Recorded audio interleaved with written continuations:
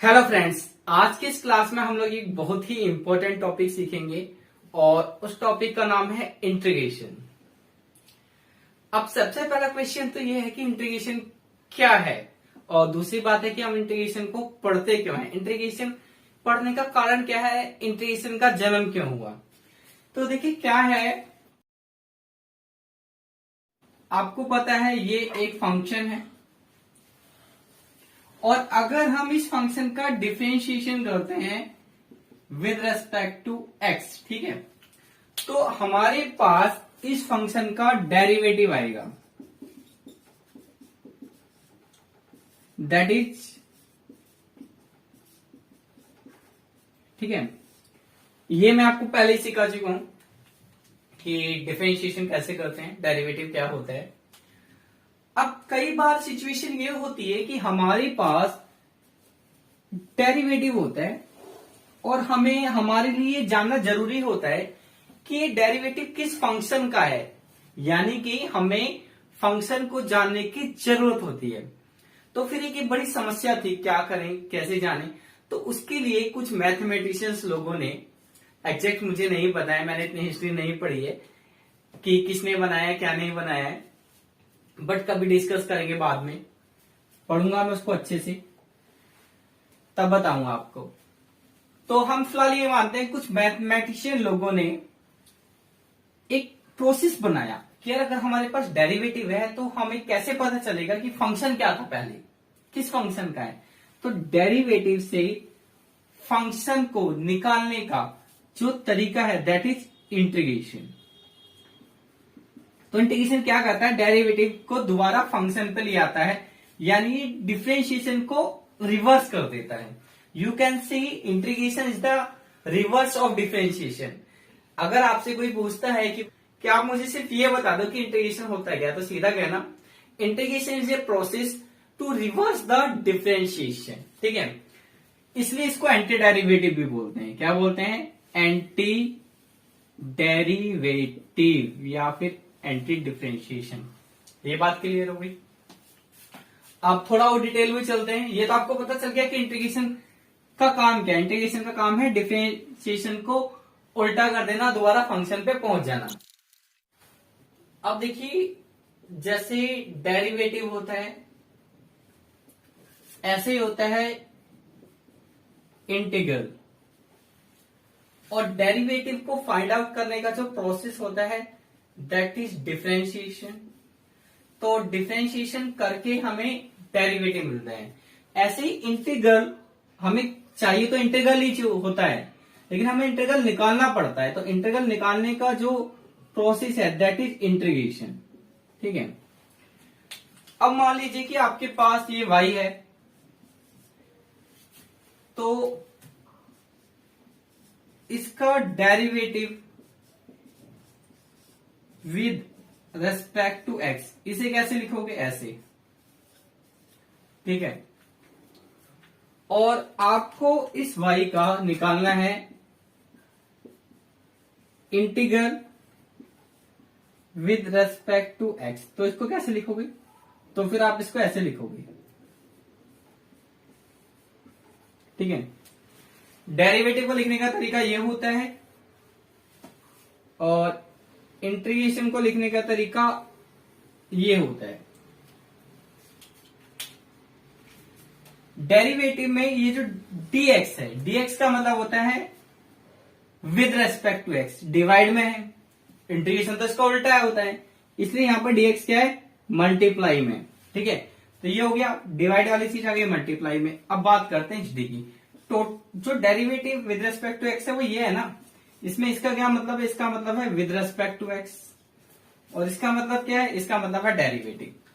अब डेरिवेटिव का मतलब क्या होता है? डेरिवेटिव मैंने आपको बताया था निकालता है रेट ऑफ चेंज को। किसको निकालता है? Rate of change. Is it clear?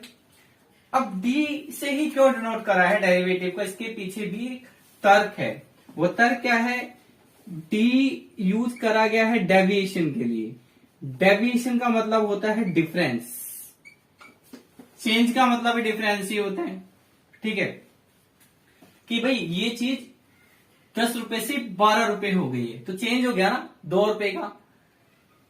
तो जो 2 रुपए का चेंज आया वो कैसा है, 12 में से 10 को घटाया और यानी कि डिफरेंस आ गया 2 रुपए का डेविएशन। तो ये जो था डिवाइड में, ये आ गया मल्टीप्लाई में। अब डी यानी डेविएशन, डेविएशन यानी डिफरेंस, डिफरेंस यानी सब्ट्रैक्ट करना, माइनस करना। तो सब्ट्रैक्ट करना या माइनस करने का उल्टा क्या होता है, प्लस करना। प्लस यानी टोटल करना, टोटल यानी सम करना। तो जो सम है, सम एस से स्टार्ट होता है। इस एस को हमने थोड़ा सा ऐसे खींचा और ये साइन बना दिया इंटीग्रल का।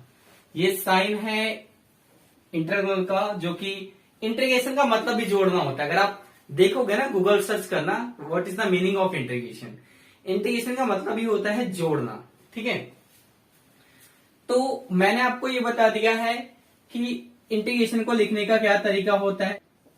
इसको हम लोग पढ़ेंगे integral of y with respect to x। One more thing, हमें निकालना क्या होता है, इंटीग्रल। निकालने का जो प्रोसेस है वो क्या, इंटीग्रेशन। कंफ्यूज मत होना, हमें चाहिए तो यही होता है, ये निकालना है। बट से निकालने का जो तरीका है, जो प्रोसेस है, दैट इज इंटीग्रेशन, ठीक है। यहां तक आपको समझ में आ गया। डेरिवेटिव को ऐसे लिखते थे, इंटीग्रेशन को ऐसे लिखते थे। अब बात करते हैं कि हम लोग इंटीग्रेशन का यूज कहां करते हैं। तो देखो भाई, वैसे तो इंटीग्रेशन का यूज साइंस की फील्ड में होता है, बहुत सारी फील्ड में होता है। बट हमारा चैनल साइंस तो पढ़ाता नहीं है, हम तो कॉमर्स इकोनॉमिक्स पढ़ाते हैं ना। तो हम सिर्फ ये पढ़ेंगे कि इकोनॉमिक्स में, बिजनेस में, कॉमर्स में इंटीग्रेशन का यूज कैसे करते हैं। मैं डेरिवेटिव और इंटीग्रल दोनों को ही लिखता हुआ चल रहा हूं, क्योंकि इन दोनों को एक साथ समझाना बहुत ज्यादा जरूरी है। देखो, डेरिवेटिव का यूज कब करते थे, अगर आपको मार्जिनल कॉस्ट निकालनी है, ठीक है, मार्जिनल रेवेन्यू निकालना है। इंटीग्रेशन का यूज कब करेंगे, टोटल निकालता है ये तो, है ना। एस, इंटीग्रेशन का मतलब भी जोड़ना होता है टोटल। यानी आपको मार्जिनल कॉस्ट दियो और आपको निकालनी हो टोटल कॉस्ट,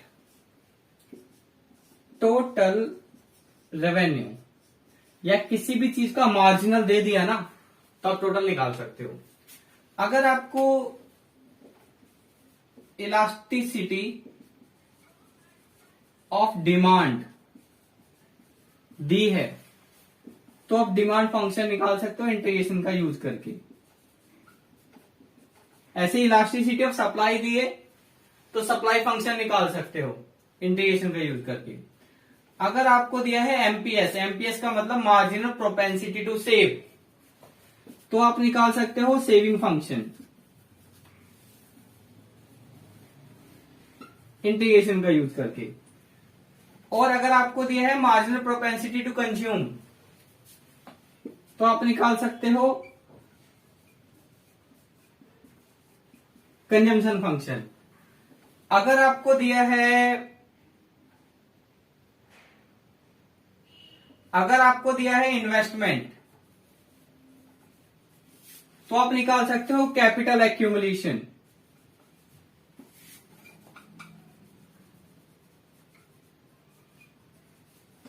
ठीक है, कुछ और चीजें हैं जो आप निकाल सकते हो इंटीग्रेशन की हेल्प से। पहला आप ये नोट कर लो, कर लो वो क्या क्या निकाल सकते हो। देखो, आप निकाल सकते हो कंज्यूमर सरप्लस, आप निकाल सकते हो प्रोड्यूसर सरप्लस,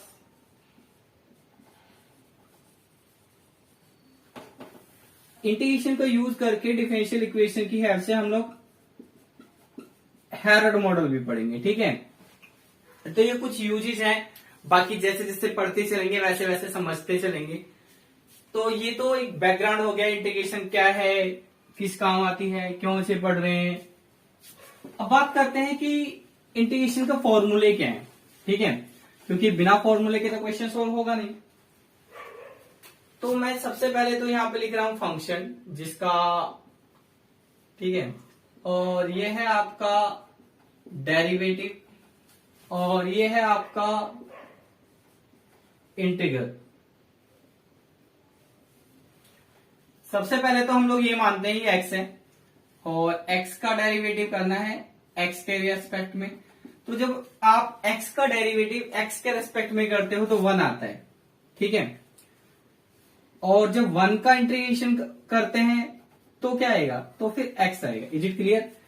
तो ध्यान रखना x का डेरिवेटिव 1 होता है, ठीक है, और 1 का इंटीग्रेशन क्या होता है x। एक और बात है, जब भी आप इंटीग्रेशन करोगे तो इंटीग्रेशन के बाद एक c ऐड कर देना। c एक कांस्टेंट टर्म है और ये क्यों ऐड करते हैं ये भी मैं आपको बताऊंगा आगे, बट फिलहाल ये समझ लो कि इंटीग्रेशन करने के बाद आपको c ऐड कर देना है और c एक कांस्टेंट है। दूसरी चीज, अगर आपको गिवन है x raise to the power n, तो इसका जो डेरिवेटिव होता है वो ये होता है, आपको पता है n पावर आगे आती है क्योंकि मैं डेरिवेटिव पहले पढ़ा चुका हूं। अगर हम इसका इंटीग्रेशन करेंगे तो इंटीग्रेशन में तो सब कुछ उल्टा होता है ना, यहाँ पे n आगे आ गया था, n आगे नहीं आएगा और 1 पावर माइनस हो गई थी। यहाँ पे क्या होगा, इसमें एक पावर ऐड हो जाएगी n में और ये अपॉन में आएगा प्लस c। ये मैंने आपको बता दिया, जब भी आप इंटीग्रेशन करोगे तो आपको प्लस c लेना है। तीसरी चीज, अगर आप किसी कांस्टेंट को हम k मान लेते हैं का डेरिवेटिव करते हो, तो आपको बताया था कांस्टेंट का डेरिवेटिव 0 होता है अगर वो अकेला हो, यानी उसके साथ कोई वेरिएबल ना हो। अब इंटीग्रेशन क्या होता है, तो इंटीग्रेशन हम लोग ऐसे ही करते हैं, k के साथ इनटू में 1 ले लेते हैं। क्या करते हैं, 1 ले लेते हैं और k को तो छेड़ेंगे नहीं, k को तो ऐसे ही रहने देंगे जैसा ही है। 1 का इंटीग्रेशन कर देंगे, 1 का इंटीग्रेशन क्या होता है x, यानी कांस्टेंट k का जो इंटीग्रेशन होगा वो होगा kx और प्लस c तो हमें लेना ही है, ठीक है। ये हो गया, नोट कर लो भाई साथ के साथ।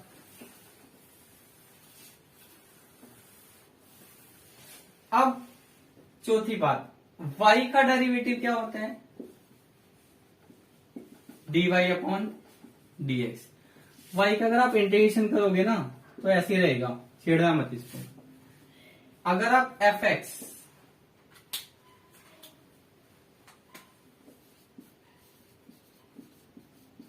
का डेरिवेटिव करते हो तो इसको ऐसे लिखते हैं, और अगर आपको इसका इंटीग्रेशन करना हो तो करना मत, छोड़ देना, ऐसे ही रहने देना, ठीक है। तो ये जरूरी इंपॉर्टेंट फॉर्मूले थे जो आपको पता होने चाहिए। बाकी जैसे जैसे हम लोग क्वेश्चन आएंगे वैसे वैसे सीखते रहेंगे कौन सा फॉर्मूला हमारे लिए कब जरूरी है, ठीक है। इतना तो आपको आना ही चाहिए था। अब मैं एक एग्जाम्पल लेता हूं और एग्जाम्पल की हेल्प से आपको बताता हूं कि हम इंटीग्रेशन करते कैसे। अब देखो, मैंने यहाँ पर एक क्वेश्चन लिखा है, इस क्वेश्चन का मैं डेरिवेटिव भी करूंगा और इस क्वेश्चन का मैं इंटीग्रेशन भी करूंगा। पहले डेरिवेटिव करते हैं। तो जब डेरिवेटिव करते हैं तो क्या लिखेंगे, differentiation with respect to x लिखोगे, यहाँ पर आप t है, t के रेस्पेक्ट में करोगे। इसका डेरिवेटिव क्या होगा, dy अपॉन dt। डेरिवेटिव में पावर आगे आ जाती है, एक पावर माइनस हो जाती है, और x का मैंने बताया था डेरिवेटिव 1 होता है, तो यहाँ पे t है, t का डेरिवेटिव क्या हो जाएगा, 1 हो जाएगा। और tan क्या है, tan कांस्टेंट नंबर है, तो कांस्टेंट का डेरिवेटिव क्या होता है, 0 अगर वो अकेला हो, तो यहाँ तो अकेले ही है। तो ये हो गया आपके पास dy upon d t is equal to 2t, क्योंकि 2 माइनस 1 पावर 1 हो गई, 1 पावर को लिखते नहीं है, तो ये आ गया आपके पास डेरिवेटिव। अब इसका इंटीग्रेशन करते हैं। तो डेरिवेटिव करते टाइम लिखते हैं ना ऐसे, इंटीग्रेशन करते टाइम कुछ लिखने की जरूरत नहीं होती है, बस इस क्वेश्चन को इंटीग्रेशन की फॉर्म में लिख लेना। कैसे लिख लेना, ऐसे लिख लेना।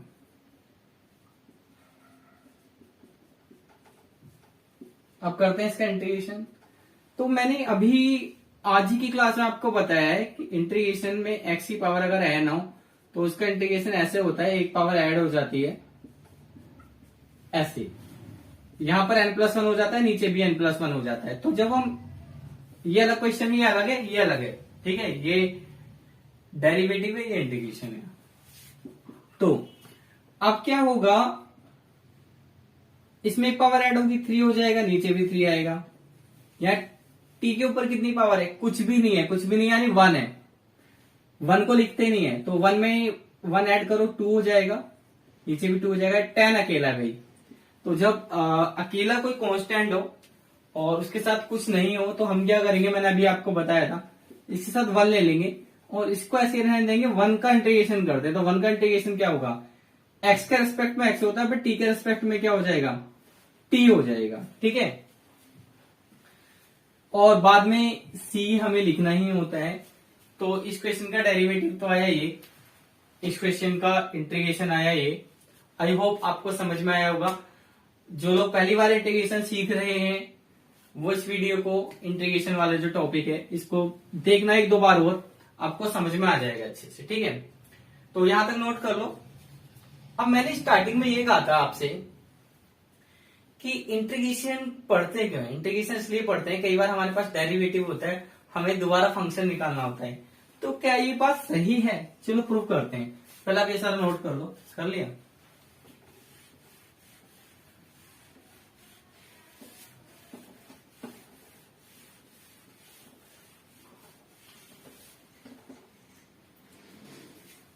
हम मान के चलते हैं हमारे पास ये है, ये यहां लिखता हूं बड़ा बड़ा, dy dt is equal to t minus 3, ये है। अब हम इसका इंटीग्रेशन करेंगे। ये कहां से आया था, ये यहां से आया ना। इसका इंटीग्रेशन करते हैं और करके देखते हैं ये आएगा या फिर नहीं आएगा, है ना। तो कैसे करेंगे इंटीग्रेशन, इंटीग्रेशन करने से पहले हमें इंटीग्रेशन का साइन लेना पड़ेगा दोनों तरफ। तो ये इंटीग्रेशन का साइन होगा, इधर भी लेंगे 2t माइनस 3 dt। अब समझते हैं, देखो ये dt है, तो dt dt तो कैंसिल हो गया, है ना। क्या बचा आपके पास, बचा ये a। तो ये साइन किसका होता है, सम का। ये साइन किसका होता है, डेविएशन का। तो प्लस माइनस तो कैंसिल हो जाते हैं ना, तो ये दोनों साइन भी कैंसिल हो जाते हैं। तो आपके पास लेफ्ट हैंड साइड पे सिर्फ y बचा है। क्या बचा, y। ये तो आ गया हमारा। अब इधर आते हैं, इधर क्या होगा, ये 2 ऐसे रहेगा, इसके ऊपर 1 पावर है तो 1 पावर ऐड हो जाएगी, 2 हो जाएगा, ये 2 हो जाएगा। ये 3 अकेला है, 3 के साथ 1 ले लेंगे, 3 को ऐसे ही रखेंगे, 1 का इंटीग्रेशन करेंगे, t आएगा प्लस आएगा c। ये दोनों कैंसिल हो गए। y is equal to t square minus 3t plus c। टक टक टक, देखो इन दोनों को कंपेयर करो, इसका डिफरेंस है ना। फंक्शन में था 10, हमारे पास आया है c। देखो होता क्या है, जब हम डेरिवेटिव का इंटीग्रेशन करते हैं तो कई बार तो एग्जैक्ट फंक्शन आ जाता है वही, कई बार जो आखिरी का कांस्टेंट होता है। देखिए वेरिएबल वाली टर्म तो वही आएगी एग्जैक्ट हमेशा, जो कांस्टेंट है उसमें थोड़ा बहुत अंतर आ जाता है। यानी एग्जैक्ट जो कांस्टेंट था वो आ भी सकता है, उससे थोड़ा ज्यादा भी आ सकता है, उससे थोड़ा कम भी आ सकता है। तो ये जो c है ना, ये उस एरर को ही दिखाता है। अब इस एरर को कि ये बिल्कुल इसके इक्वल ही आए, इससे ज्यादा कम ना आए, इस एरर को भी ठीक करने का एक तरीका होता है जिसको हम लोग बोलते हैं मेथड ऑफ लीस्ट स्क्वायर, जो आपके सिलेबस में है नहीं। ठीक है, रिग्रेशन में सिखाया जाएगा मेथड कि इस एरर को हम लोग कम कैसे करते हैं। तो आज की क्लास में मैंने आपको इंटीग्रेशन का सारा बेसिक करा दिया है। अब अगली क्लास में मैं आपको कुछ क्वेश्चन कराऊंगा इंटीग्रेशन के। ठीक है, तो बस मिलते हैं नेक्स्ट क्लास में। Till then good bye.